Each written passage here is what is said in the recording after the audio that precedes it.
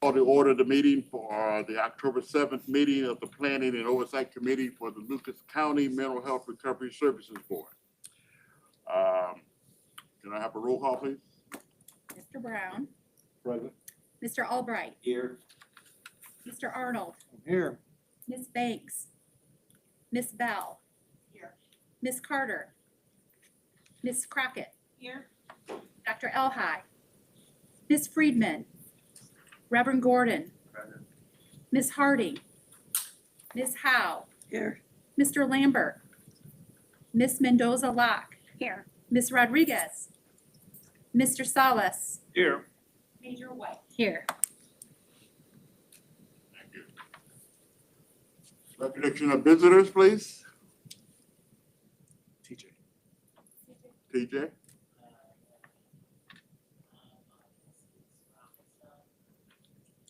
Very good. Thank you, TJ.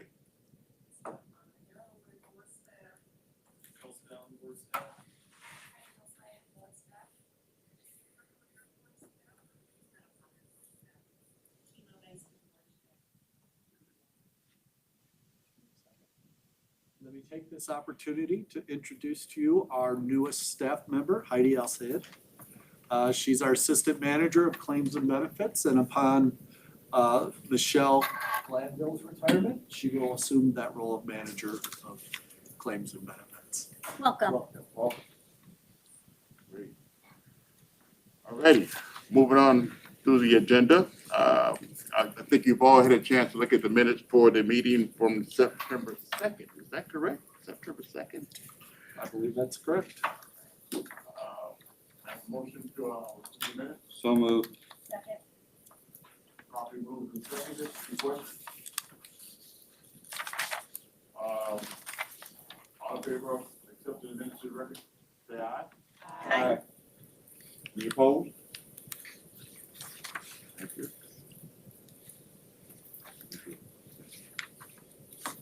No, we present all these because it's the Planning and Oversight Committee, so Jenny goes one through.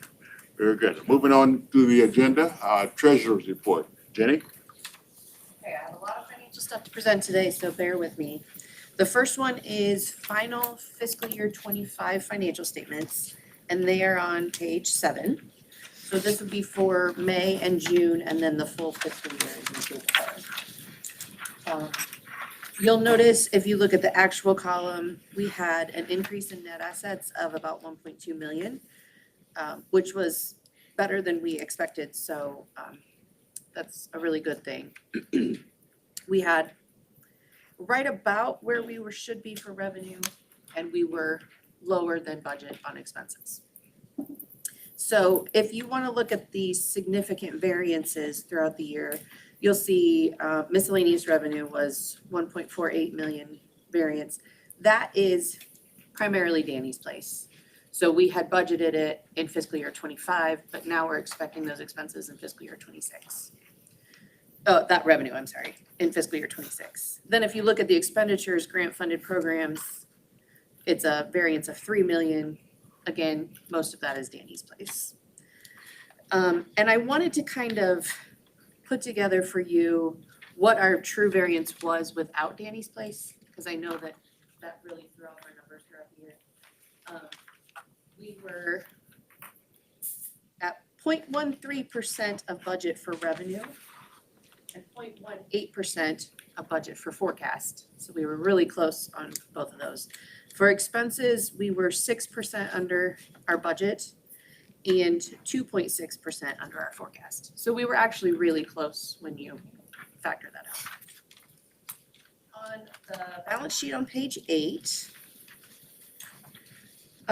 pretty much this is just, you'll see a lot of the May and June changes, which is our year-end accruals for receivables and payables was the main change there. And then our non-designated board fund balance at the end of June was 14.478 million. There are payments on pages 9 through 12, and there is a motion on page 6. Is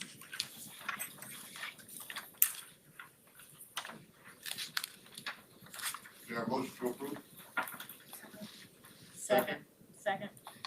Question? Yeah, can you give me an example of deferred income? Yeah, so most of our Ohio Moss money comes in quarterly allocations.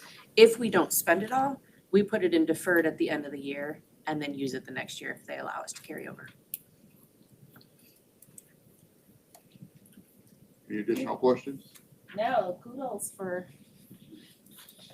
You're good. That's pretty good. It is really good budgeting. Very close, but good. I thought so too. Yeah. All right, the motion that we've been properly moved and seconded, those in favor? Aye. Any opposed? Any abstentions?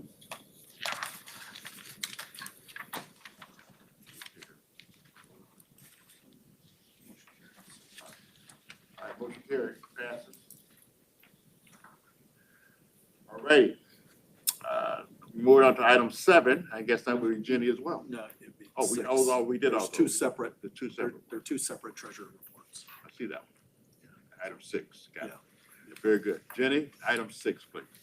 So this is financial statements for July and August in this current fiscal year, and they are on page 14.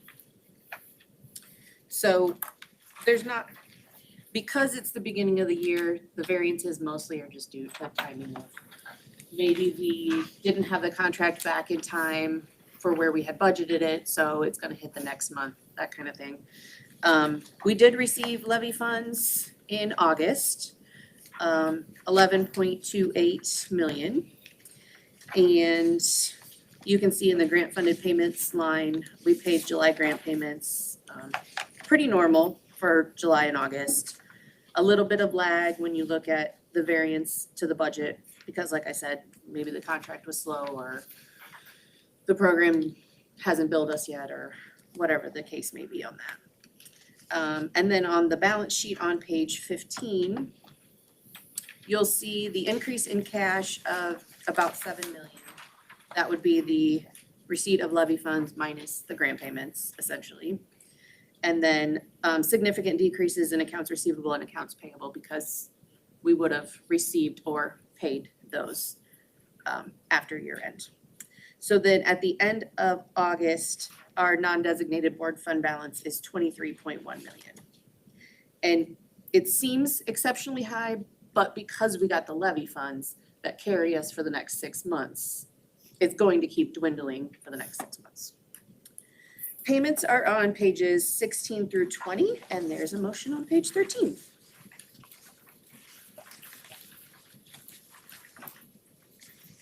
Is there a motion to approve? Second. Any questions on the motion?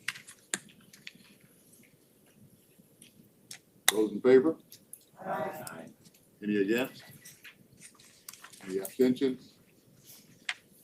Motion passes.